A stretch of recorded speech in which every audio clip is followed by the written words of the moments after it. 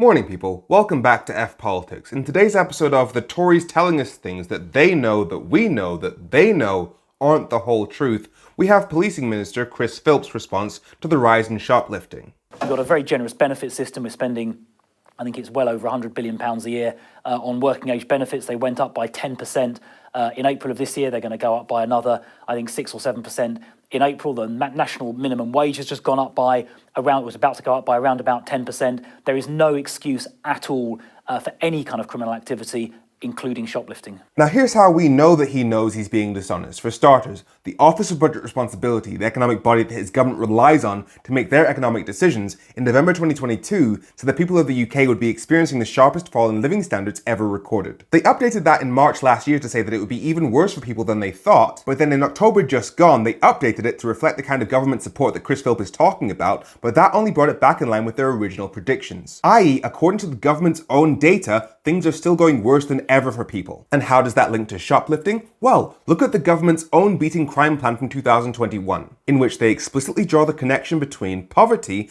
a lack of opportunity to escape that poverty, and turning to crime. That makes it official government policy that things are going worse than ever, and that might make people desperate enough to break the law. So when Tories like Chris Philp tell you there's no excuse for shoplifting because they're helping everybody so much, you know that he knows he's not telling you the whole truth. And no, I'm not out here advocating shoplifting. I'm saying that politicians earning over £100,000 on a minister's salary don't get to judge the desperation of people in poverty, especially when they made that poverty worse. Because like the United Nations is saying that the level of poverty in the UK, which is there because the UK government isn't supporting poor people enough, is reaching illegal levels. The Joseph Rowntree Foundation says that over 1 million children in the UK are facing horrifying levels of destitution. And UNICEF says that child poverty in the UK is the worst among rich countries in the world. Not to mention the small fact that if this government hadn't pursued Brexit, there would be £40 billion more to help the poorest people in the country. So for this government to demonise people for the desperation that they shoved working class people into is just disgusting.